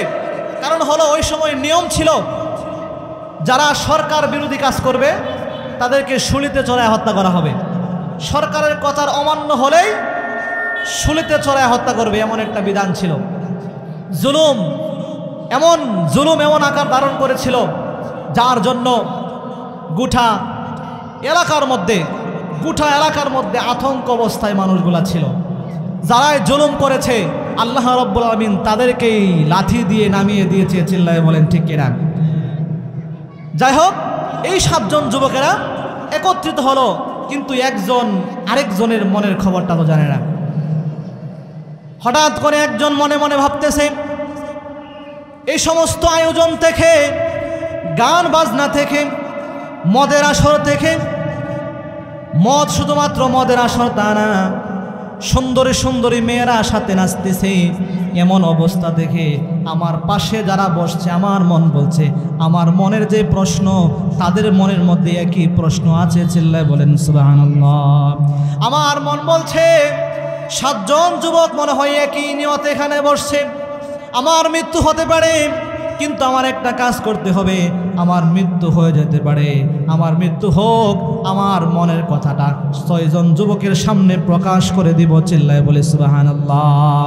যে আমার মৃত্যু হয়ে যাক, আমি শুনেতে চড়ি, আমার মরণ হয়ে যাক, কিন্তু এরপরেও আমি সত্যটা প্রকাশ করে দিব। একজন যুবক দাঁড়ায় বলল সকলের সামনে, ওয়াজের মতো বলতেছে, শোনো, আমরা এক আল্লাহর সেজদা করব। নিজ হাতে যাদেরকে তৈরি করলাম, নিজ হাতে বানানোর পরে কিভাবে আমরা সেজদা করতে পারি? এমনটা কখনোই হতে পারে না, কখনোই হতে পারে না। আমরা এখান থেকে আমি যে কারণে ফিরে আসছি, আমার মন বলছে, ওই যুবক ভাইয়েরা শোনো, মনে হয় তোমরা একই কারণে ফিরে আসছো। যে আমার মন বলছে, আমার মনের মধ্যে একটা নিয়ত যে নিজ হাতে বানাইলাম, বানানোর পরে কি করে সেজদা করি? সেজদা করতে হবে তাকে যে আসমান এবং জমিন সৃষ্টি করেছে। বলি না সুবহানাল্লাহ। 6 জন যুবক বসা ছিল, দাঁড়ায় বললাম, 6 জন যুবক একজন যুবককে জড়ায় ধরলাম আর বলতেছে, শোনো, আমার মনের মধ্যে প্রশ্ন ছিল, আমাদের মনের মধ্যে একই প্রশ্ন ছিল, কিন্তু সাহস পাই নাই। সাহস করে যেহেতু তোমরা বলে ফেলেছো, শোনো, 6 জন যুবক একত্রিত বলতেছে, এই একজন সহ 7 জন যুবক একত্রিত হয়ে বলতেছে, আমরা তাকেই সেজদা করব যে আসমান এবং জমিন সৃষ্টি করেছে। চিল্লায় বলেন সুবহানাল্লাহ। 6 জন যুবক একত্রিত হয়ে গেল। 6 জনের মত একত্রিত হয়ে তারা আস্তে আস্তে নিজে তারা ওই কাজ থেকে বিরত থাকলো, নিজে গান বাজনা বাদ্য গান থেকে বিরত থাকলো। আজকে যুব সমাজ তোমাদের কাছে তো মাহফিলে দাওয়াত আসে, প্রতিদিন মসজিদ থেকে ইমাম সাহেব, খতিব সাহেব সুন্দর সুন্দর বয়ান রাখে, এরপরেও তো গান বাজনা তোমরা ছাড়তে পারো না। যদি একটা কনসার্ট হয় আর যদি বলা যায় যেখানে অমুক বড় শিল্পী আসবে পাকিস্তান থেকে, অমুক জায়গা থেকে, তাহলে নাচ আর গান কে বলে? নাচ আর গানে তোমাকে জাহান্নামে নিবে, জান্নাতের আশা করা যাবে না। গাও বাংলাদেশ গাও, তবে ইচ্ছে মতো গাও, গাও বাংলাদেশ গাও, তবে ইচ্ছে মতো গাও, মন চাইলে নেচে গে জাহান্নামে যাও, মন চাইলে নেচে গে জাহান্নামে যাও। গাও বাংলাদেশ গাও, তবে ইচ্ছে মতো গাও, মন চাইলে নেচে গে জাহান্নামে যাও। যেমন ইচ্ছাতে মন করে মনের সুখে গান গাইবা, মাঝে মধ্যে তিরিং বিরিং কমর গোড়াই নাচিবা। যেমন ইচ্ছাতে মন করে মনের সুখে গান গাইবা, মাঝে মধ্যে তিরিং বিরিং কমর গোড়াই নাচিবা। ভালো লাগে বুঝি তাই তো নাচানাচি, ভালো লাগে বুঝি তাই তো নাচানাচি, মন চাইলে নেচে গে জাহান্নামে যাও। গাও বাংলাদেশ গাও, তবে ইচ্ছে মতো গাও, মন চাইলে নেচে গে জাহান্নামে যাও। চিল্লায় বলেন ঠিক কিনা? যারা গান বাজনা করে কোনো রকম সন্দেহ ছাড়া গান বাজনা আপনাকে জাহান্নামে নিয়ে যাবে। বর্তমান জামানায় আপনার কানের মধ্যে আওয়াজ আসতেছে, শোনো, গান থেকে ফিরে আসো, নামাজের দিকে আসো। একবার দুইবার নয়, মসজিদের ইমাম সাহেব, মসজিদের সম্মানিত মুয়াজ্জিন সাহেব একবার দুইবার নয়, ফজর থেকে শুরু করে এশা পর্যন্ত 5 বার আপনাকে ডাকে, হাইয়া আলাস সালাহ, হাইয়া আলাস সালাহ, হাইয়া আলাল ফালাহ, হাইয়া আলাল ফালাহ। একবার দুইবার নয়, 5 বার আপনাকে দাওয়াতটা দেয়, আসো নামাজের দিকে আসো, আসো কল্যাণের দিকে আসো। আমার মনটা কি একবার নরম হয় না? আপনার মনটা কি একবার নরম হয় না? 5 বার একটা মানুষ আমাকে ডাকতেছে। একজন মানুষ তো সে নিজের ডাক ডাকতেছে না, ডাকতেছে একজনের জন্যে। চিল্লায় বলেন তিনি কে? একটু জোরে বলেন তিনি কে? আল্লাহর জন্য ডাকতেছে, আল্লাহর দিকে আসো, কল্যাণের দিকে আসো, নামাজের দিকে আসো। একবার আসেন নাই? ও শালনার বাইরে একটু কল্পনা করে জগতে আপনি হারায়া যান। একটু কল্পনা করে একটু তাকায় দেখেন, আপনি যেখানে কাজ করেন, যে দোকানে আপনি কাজ করেন, আপনি যদি সঠিক সময়ে দোকানে না আসেন, আপনার মালিক আপনাকে বকা দিবে, আপনার মালিক আপনাকে সতর্ক করবে। 1 দিন দেওয়ার পরে 2 দিন চলে গেলেন, 3 দিন আসলেন না, আপনার মালিক আপনাকে লাথি দিয়ে বের করে দিবে। তোর মতো কর্মচারী আমার দরকার নাই, চলে যা, আপনার হয়তো বা বেতন কাটা যাবে যদি মিল ফ্যাক্টরি হয়। অথচ আল্লাহ রাব্বুল আলামিন একদিন 2 দিন নয়, 1 সপ্তাহ 2 সপ্তাহ নয়, আপনাকে বছরের পর বছর ডাকতেছে, বছরের পর বছর ডাকতেছে, কিন্তু আপনার টনক নড়ে না। কখন টনক নড়বে? মৃত্যু যখন আসবে তখন টনক নড়বে, এর আগে আপনার নড়বে না। অথচ মরণ কখন হবে একমাত্র একজন জানে, তিনি কে? জোরে চিল্লায় বলেন, তিনি কে? মরণ কখন হবে একমাত্র আল্লাহ জানে। যুবক মানুষ, একদম তরুতাজা যুবক, হঠাৎ করে বাইক অ্যাক্সিডেন্টে মৃত্যু হয়ে গেছে, আপনার আমার কানে খবরটা চলে আসছে, আপনি নিজেও জানেন না। আশ্চর্য হয়ে যান। রাস্তার মধ্যে দাঁড়িয়ে আছে ভালো একটা মানুষ, হঠাৎ করে দাঁড়িয়ে আছে, সে গাড়ির মধ্যেও নাই, কোনো ব্যস্ত না, একেবারে দাঁড়িয়ে আছে, হঠাৎ করে একটা গাড়ির ধাক্কা লেগে ইন্তেকাল হয়ে গেছে। আপনি যুবক, এটা ভাবতে পারবেন না আপনি অনেক দিন পর্যন্ত বাঁচবেন। আপনি বৃদ্ধ হয়ে গেছেন, আপনি ভাবতে পারবেন না যে আপনি হঠাৎ মরে যাবেন। একমাত্র মৃত্যুর খবর জানে আমার আল্লাহ। এজন্য মহতারাম হাজিরিন, এদিক সেদিক যেদিকে আমাকে ডাকুক না কেন, আমি একজনের ডাকে সাড়া দিব, তিনি কে? এজন্য 7 জন যুবক যেইভাবে ওই জামানার মধ্যে, যেই জামানায় দাওয়াত ছিল না, শুধুমাত্র নিজে নিজে কল্পনা জগতে হারায় গেলেন। আমরা নিজ হাতে বানানোর পরে কি করে সেজদা করতে পারি? আমরা কি করে সেজদা করতে পারি? আমরা তো তাকেই সেজদা করব যে আসমান জমিন সৃষ্টি করেছে। 7 জন যুবক একত্রিত হয়ে গোটা সমাজের মধ্যে আস্তে তার প্রিয়জনের কাছে আস্তে আস্তে প্রিয়জনের কাছে দাওয়াত দেওয়া শুরু করলাম, বুঝাইতে শুরু করলাম। প্রথম তো আল্লাহর দাওয়াত দেয় না, প্রথম দাওয়াত দিচ্ছে এইভাবে, শোনো, আমরা নিজ হাতে বানায়া কি করে সেজদা করি, চলো আমরা একজনকে তালাশ করি, আমরা তাকেই তালাশ করব যে আসমান জমিন সৃষ্টি করেছে।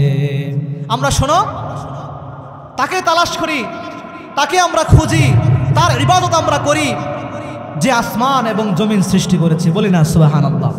কিছুদিন যাওয়ার পরে, মানুষ তো কথা তো গোপন থাকে না, আমাদের গ্রামের একটা কথা আছে যে আসমানে চাঁদ উঠলে মেঘ দেখে রাখে না, আসমানে চাঁদ উঠলে মেঘ দেখে রাখে না।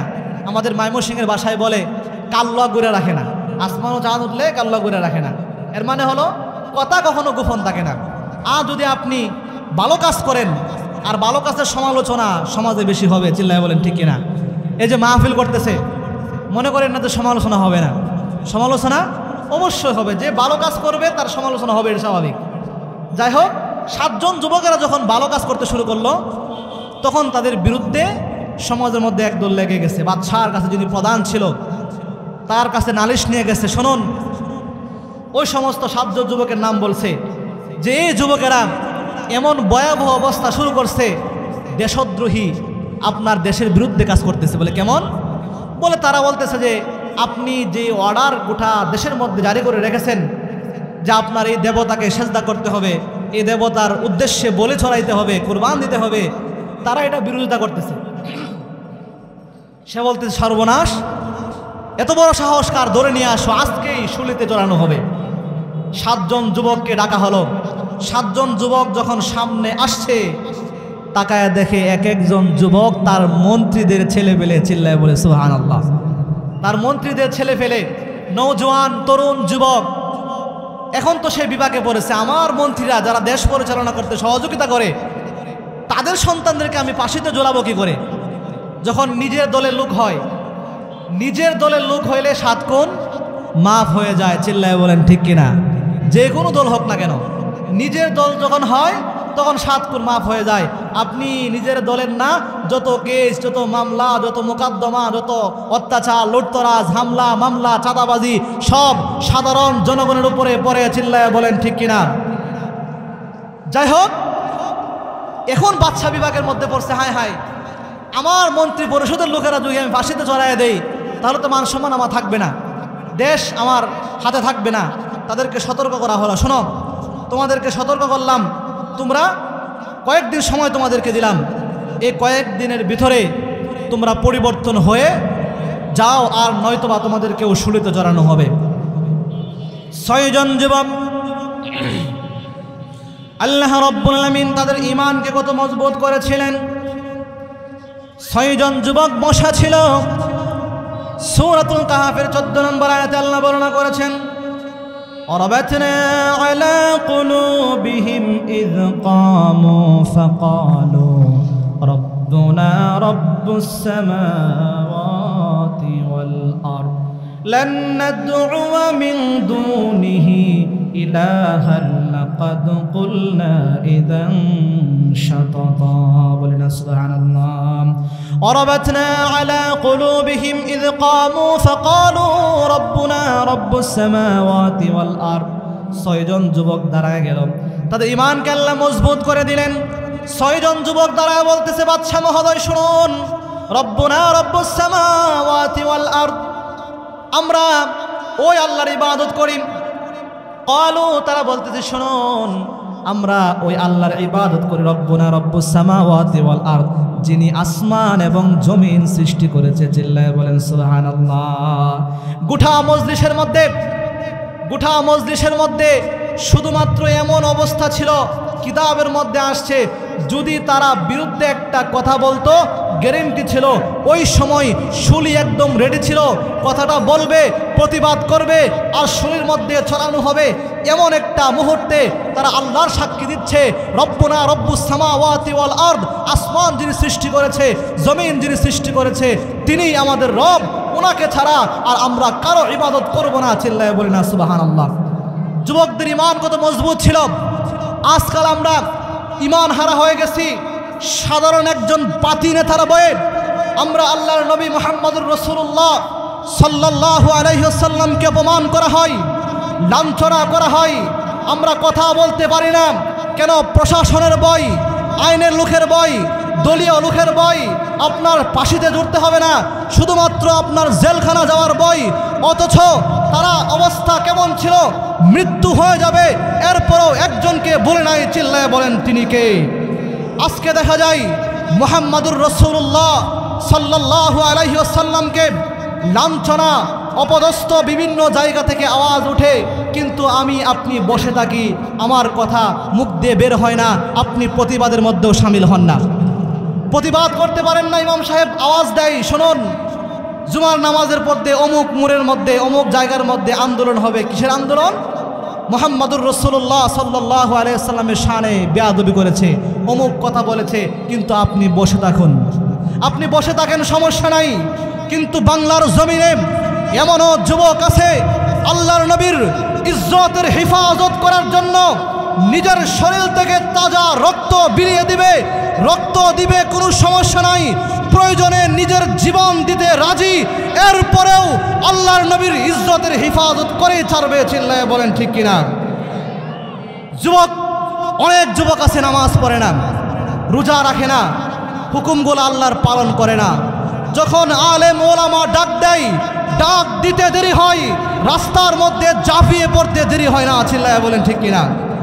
আপনার ঈমান যদি আপনি সেইভাবে শক্ত করতে পারেন, আর যদি বলতে পারেন মৃত্যু তো একদিন হবে, আল্লাহ যেদিন মৃত্যু লিখেছেন তার একটা সেকেন্ড তাকে পৃথিবীর সকল মানুষেরা মিলে আপনাকে মৃত্যু দিতে পারবে না। আর আল্লাহ যদি আপনাকে মৃত্যু আজকে লিখে থাকে, বিশ্বাস করুন, যদি পৃথিবীর সকল মানুষেরা আপনাকে বাঁচানোর চেষ্টা করে, এরপর আপনার মৃত্যু হবে, পৃথিবীর কেউ আপনাকে বাঁচাতে পারবে না। মৃত্যুর ভয়ে বাতিলের মোকাবেলা আপনারা করেন না, আমরা করতে চাই না।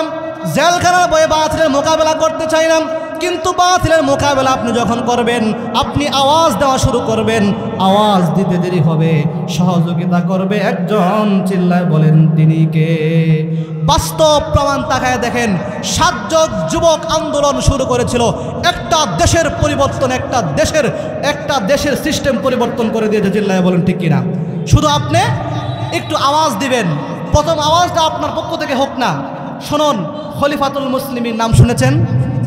খলিফাতুল মুসলিমিন হযরতে ওমরে ফারুক রাদিয়াল্লাহু তাআলা আনহু। মুহাম্মাদুর রাসূলুল্লাহ সাল্লাল্লাহু আলাইহি ওয়াসাল্লাম কেবলমাত্র দাওয়াত দেওয়া আস্তে আস্তে শুরু করতেছে, আস্তে আস্তে উনি দাওয়াত দিচ্ছেন, কেবলমাত্র 40 জন মুসলমান হয়েছে। এমত অবস্থায় মুহাম্মাদুর রাসূলুল্লাহ সাল্লাল্লাহু আলাইহি ওয়াসাল্লামের কাজে কাফের বেঈমানেরা এমনভাবে বাধা দিচ্ছে, বিভিন্নভাবে পুরস্কার বিতরণ করতেছে আর ঘোষণা করতে, শোনো, মুহাম্মাদের গর্দান যে আনতে পারবে তাকে 100 লাল উট পুরস্কারে পুরস্কৃত করা হবে। আবু জাহেল যখন ঘোষণা করে দিল খলিফাতুল মুসলিমিন, ওমর তখন পর্যন্ত মুসলমান হয় নাই, সে দাঁড়ায় পড়ছে। তার একটা অভ্যাস ছিল, সে সব সময় তরবারি হাতে নিয়ে ঘুরত। আগের জামানায় তরবারি রাখার জন্য একটা সিস্টেম ছিল, কিন্তু উনি হাতে নিয়ে ঘুরতেন সব সময়, কিতাবের মধ্যে আসছে।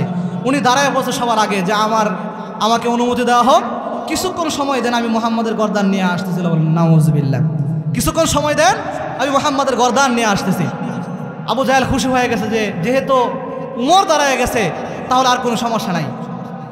খুশিতে আত্মহারা আবু জাহেল খলিফাতুল মুসলিমিন বের হয়ে গেছে মুহাম্মদুর রাসূলুল্লাহ সাল্লাল্লাহু আলাইহি ওয়াসাল্লামের গর্দান আনার জন্য। কিছুক্ষণ যাওয়ার পরে কেবলমাত্র একজন নওজোয়ান মুসলমান কালেমা পড়ে মুসলমান হয়ে তার বাড়ির দিকে আসতেছে। দেখে যে উমরের খুব রাগান্বিত অবস্থায় ঘোড়ার মধ্যে সোয়ার হয়ে তরবারিটা হাতে নিয়ে উনি কোথায় যেন যাচ্ছে। জিজ্ঞাসা করে, উমর কই যাও? বলে, শুনেছি আব্দুল্লাহর ছেলে মোহাম্মদ নাকি নতুন কোন ধর্মের আবির্ভাব করেছে, তার এত বড় সাহস কোথায় থেকে হলো? তার গর্দানটা ফেরানোর জন্য আমি যাচ্ছি। দাঁড়াও, তার একটা কথা শোনো। বলে, কি কথা? বলে, আগে তোমার নিজের ঘর ঠিক করো, আগে তোমার নিজের ঘর ঠিক করো। বলে, নিজের ঘরে আবার কি হয়েছে? বলে, তোমার বোন এবং তোমার ভগ্নিপতি কালিমা পড়ে মুসলমান হয়ে গেছে। বলি না সুবহানাল্লাহ। খলিফাতুল মুসলিমিনের রাগে গুসায় শরীর লাল হয়ে গেছে। মুহাম্মাদের বিচার পরে করব, আগে আমার বোন ঠিক করাই। চলে গেল ঘরের মধ্যে। ঘরের মধ্যে যখন বাড়ির মধ্যে প্রবেশ করেছে, প্রবেশ করে শুনে সূরাতুত তাহা থেকে আওয়াজ আসতেছে, চিল্লায় বলি না সুবহানাল্লাহ।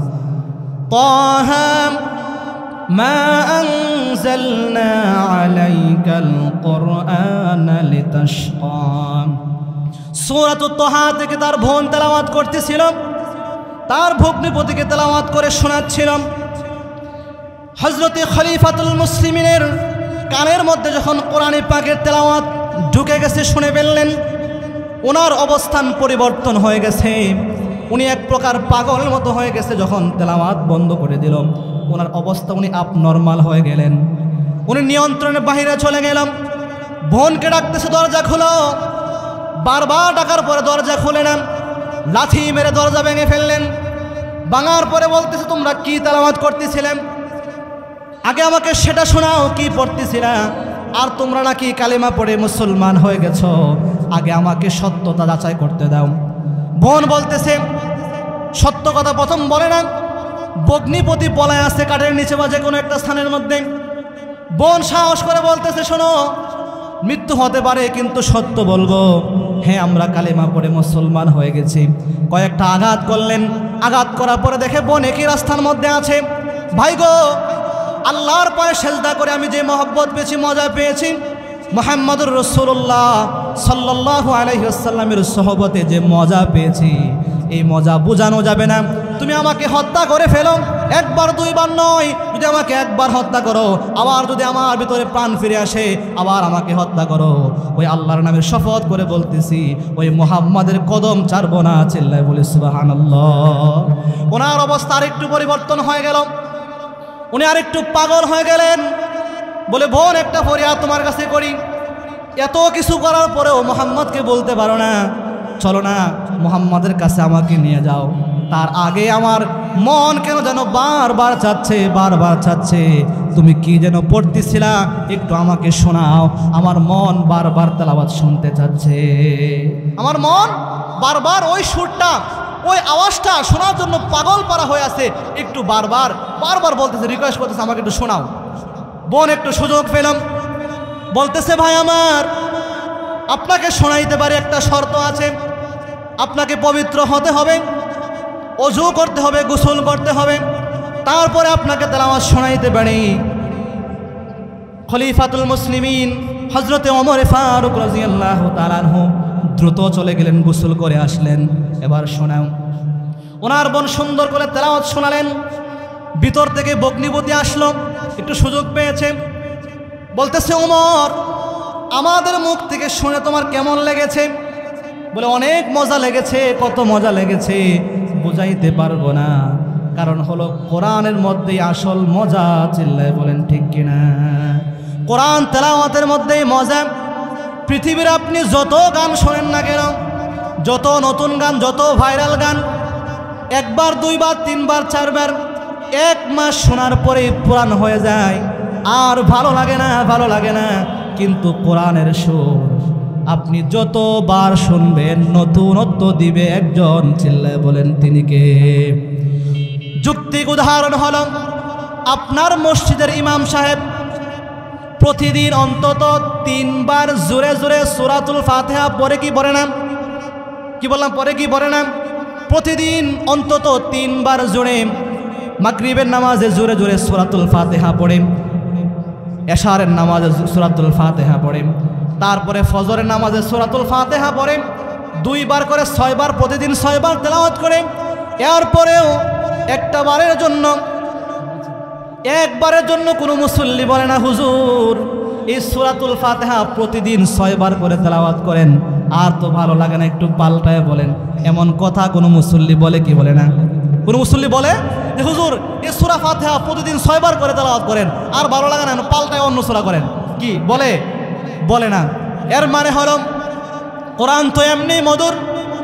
খলিফাতুল মুসলিমিন যখন শুনলেন এমন মধুর সুর, ভগ্নিপতি একটু সুযোগ পেয়ে বসছে। শোনো ও খলিফাতুল মুসলিমিন, আপনাকে একটা সুসংবাদ শোনায়, যার কাছে এই কোরআন নাজিল হয়েছে তার মুখ থেকে শুনলে আপনার কতটুকু মজা লাগবে। চলো না তার কাছে আমরা চলে যাই। আমি রিকোয়েস্ট করব মুহাম্মাদুর রাসূলুল্লাহ সাল্লাল্লাহু আলাইহি ওয়াসাল্লাম তোমাকে এই কোরআন তেলাওয়াত করে শোনাবে। চিল্লায় বলে সুবহানাল্লাহ। খলিফাতুল মুসলিমিন বলে আমি আর দেরি করব না, আমাকে নিয়ে চলো মুহাম্মাদের দরবারে। মুহাম্মাদুর রাসূলুল্লাহর হাতে হাত রেখে আমি কালেমা পড়ে মুসলমান হয়ে যাব। চিল্লায় বলে সুবহানাল্লাহ। খলিফাতুল মুসলিমিনকে মুহাম্মাদুর রাসূলুল্লাহ সাল্লাল্লাহু আলাইহি ওয়াসাল্লামের দরবারে নিয়ে যাওয়া হলো। তখন উনি লুকায় লুকায় দাওয়াত দেয়, পাহাড়ের গুহার মধ্যে, পাহাড়ের একটা চিপার মধ্যে লুকায় লুকায় দাওয়াত দেয়। খলিফাতুল মুসলিমিন ওমরে ফারুক রাদিয়াল্লাহু তাআলা আনহুম তখনও কিন্তু মুসলমান হয় নাই, তরবারি হাতের মধ্যেই আছে। যখন ওনাকে দেখলেন সাহাবীরা সকলেই ভয় পেয়ে গেলেন, আর বলতেছে আল্লাহর নবী, ওই যে দেখেন ওমরকে দেখা যায়, আমরা তো ভয় পাচ্ছি। ওগো আল্লাহর নবী, এখন আমাদের তো আর কোনো রেহাই নাই। আল্লাহর নবী মুহাম্মাদুর রাসূলুল্লাহ সাল্লাল্লাহু আলাইহি ওয়াসাল্লাম বলতেছে, শোনো আমি কয়েকদিন আগে দোয়া করতেছিলাম, মালিক গো 2 ওমর থেকে 1 ওমরকে ইসলামের জন্য আপনি কবুল করে নেন। আমার মন বলছে এই ওমরকে আল্লাহ কবুল করে নিয়েছে। চিল্লায় বলেন সুবহানাল্লাহ।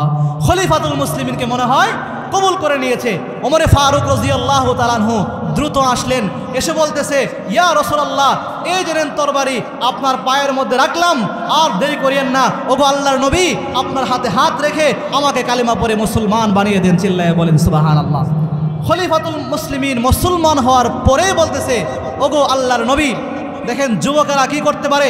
এই আসহাবে কাহাবের 7 জন যুবক একটা দেশের প্রধানের সামনে দাঁড়িয়ে যখন প্রতিবাদ করলেন, গোটা দেশ কেঁপে গেছিল। আর খলিফাতুল মুসলিমিন ওমরে ফারুক রাদিয়াল্লাহু তাআলা আনহু উনি যখন বিশ্বনবী সাল্লাল্লাহু আলাইহি ওয়াসাল্লামের হাতে হাত রেখে কালিমা পড়ে মুসলমান হলেন, আর বলতেছে, ইয়া রাসূলুল্লাহ, টেনশন করার কোনো কাজ নাই, ভয় পাবেন না, চিন্তার কোনো কারণ নাই। আজকে থেকে কালেমার দাওয়াত গোটা মক্কার মধ্যে প্রকাশ্যে হবে, গোপনে দাওয়াত দেওয়ার দিন শেষ হয়ে গেছে। চিল্লায় বলি না সুবহানাল্লাহ।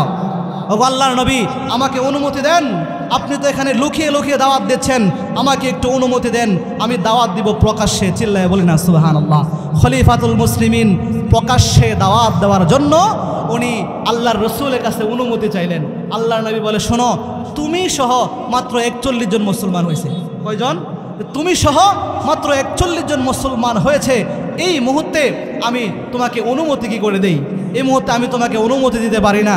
আল্লাহর নবী মুহাম্মদুর রাসূলুল্লাহ সাল্লাল্লাহু আলাইহি ওয়াসাল্লাম যত মানা করে উনি ওনার ইমানি পাওয়ার আল্লাহ রাব্বুল আলামিন তত বৃদ্ধি করে দেয়। বলি না সুবহানাল্লাহ। খলিফাতুল মুসলিমিন বলেন, ইয়া রাসূলুল্লাহ, অন্তত আমাকে এইটুকু অনুমতি দেন, আমি যে কালিমা পড়ে মুসলমান হয়েছি আমি এটা গোটা মক্কার মানুষদেরকে জানাতে চাই। আল্লাহর নবী মুহাম্মদুর রাসূলুল্লাহ আল্লাহর অর্ডার পেয়ে অনুমতি দিলেন। 11 জন সাহাবী বা 12 জন সাহাবীকে উনি সঙ্গে নিলেন। 5 জনকে সামনে রাখলেন, 6 জনকে পিছনে রাখলেন। উনি সামনে কাতারে থেকে আল্লাহু আকবারের তাকবীর দেওয়া শুরু করলেন। তাকবীর দিতে দিতে দিতে দিতে মক্কা পর্যন্ত গেলেন, যেখানে 360টা মূর্তি রেখেছিল। ওইখানে আল্লাহর নবী মুহাম্মদুর রাসূলুল্লাহ সাল্লাল্লাহু আলাইহি ওয়াসাল্লামের নাম নিয়ে, আল্লাহর নাম নিয়ে তাকবীর দেওয়া শুরু করলেন।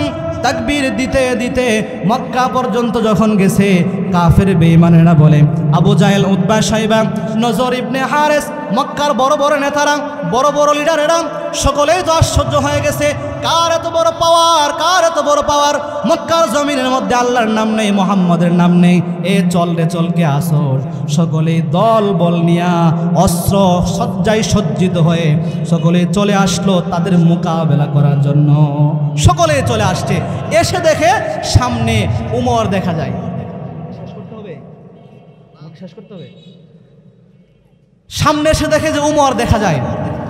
খলিফাতুল মুসলিমিন উমরে ফারুক রাদিয়াল্লাহু তাআলা দেখে কাফের বেঈমানেরা সামনে একটা পা আগায় তো পিছনে 2 পা চলে যায়। চিল্লায় বলি না সুবহানাল্লাহ।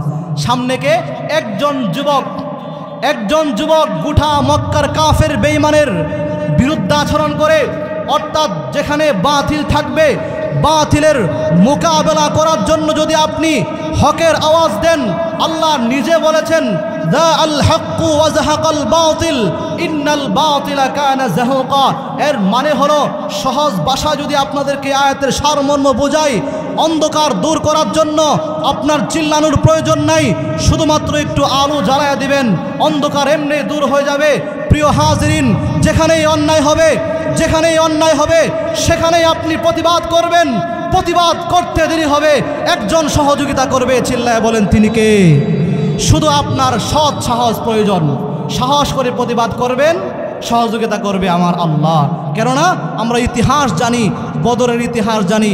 বদরে 313 জন সাহাবীকে আল্লাহ রাব্বুল আলামিন 1000-এর বিনিময়ে 1000-এর বিরুদ্ধে আল্লাহ রাব্বুল আলামিন বিজয় দিয়ে দিয়েছে। বলে না সুবহানাল্লাহ। এজন্য প্রিয় হাজিরিন, যেখানে অন্যায় হয় সেখানে প্রতিবাদ করবেন। প্রতিবাদের ভাষা কি সুন্দর, প্রতিবাদের ভাষা কি মিষ্টি, তা জনগণ এখন দেখতেছে। চিল্লায় বলেন ঠিক কিনা? প্রতিবাদ বন্ধ ছিল, প্রতিবাদ বন্ধ থাকার কারণে বছরের পর বছর জুলুম নির্যাতন হচ্ছে। মাইকে মসজিদের মিম্বর থেকে শিখানো বক্তব্য দিতে হয়েছিল, কিন্তু প্রতিবাদ, কয়েকজন যুবক প্রতিবাদ শুরু করেছে, প্রতিবাদের ফল এত মিষ্টি হয়েছে আলহামদুলিল্লাহ। গোটা দেশের মানুষ এখন মুখ করে কথা বলতেছে। চিল্লায় বলেন ঠিক কিনা? এজন্য আপনি প্রতিবাদ করবেন, যেখানে অন্যায় হয় সেখানে আপনি প্রতিবাদ করবেন। প্রতিবাদ করতে দেরি হবে, আল্লাহ সহযোগিতা করবেন। এজন্য এই যে 7 জন যুবক, এটা বলে আমি শেষ করে দিব। 7 জন যুবক আল্লাহ রাব্বুল আলামিন এমন একটা দেশের মধ্যে তাদেরকে জন্ম দিয়েছিল, যেই দেশ গোটা দেশের মধ্যে শিরিক ছিল। এমন দেশে আল্লাহ রাব্বুল আলামিন এমন সিচুয়েশনে তাদেরকে হেফাজত করলেন। তারা যখন বলল যে রব্বুনা রব্বুস সামাওয়াতি ওয়াল আরদ, আমরা একমাত্র আল্লাহর সিজদা করব যিনি জমিন এবং আসমান সৃষ্টি করেছে, আপনার করতে চাই না। তখন তারা কি করলো? তাদেরকে আলটিমেটাম দিল যে তোমরা কয়েকদিন সময় দিলাম, তোমরা ঠিক হয়ে যাও। তারা কি করলো? নিজেদের ইমান বাঁচানোর সাথে একটা কুকুর ছিল, আশ্রয় দেওয়ার পরে 1 দিন 2 দিন নয়, 309 বছর পর্যন্ত আল্লাহ রাব্বুল আলামিন একটা গুহার মধ্যে তাদেরকে ঘুমন্ত অবস্থায় রেখেছে। চিল্লায় বলে সুবহানাল্লাহ। আল্লাহ তাদের ইমানকে তো পছন্দ হয়েছে, তারা যে ত্যাগ স্বীকার করেছে, এই জজবা স্বীকার করেছে, ইমানের জজবা আল্লাহ এত পছন্দ করেছে যে এই ইমানের জন্য আল্লাহ বলেছে তোরা এখন ঘুমায় থাক, ঘুমায় দেখবি গোটা দেশ পরিবর্তন হয়ে গেছে। 309 বছর ঘুম থেকে উঠে দেখে গোটা দেশ এখন ইসলামময় হয়ে গেছে। চিল্লায় বলে সুবহানাল্লাহ। এই ছিল 1 নম্বর প্রশ্ন। এই সূরাতুল কাহাফের আলোচনা করতে গেলেও 2-1 ঘন্টা সময়ের এই ঘটনাটা, আসহাবে কাহাফের, এদের আলোচনা করতে গেলে 2-1 ঘন্টা সময় প্রয়োজন। তারপরে আরও 2টা প্রশ্ন রয়ে গেছে। যদি আল্লাহ কখনো কোনো সুযোগ দান করে ইনশাআল্লাহ আপনাদের সামনে ইনশাআল্লাহ আলোচনা করব।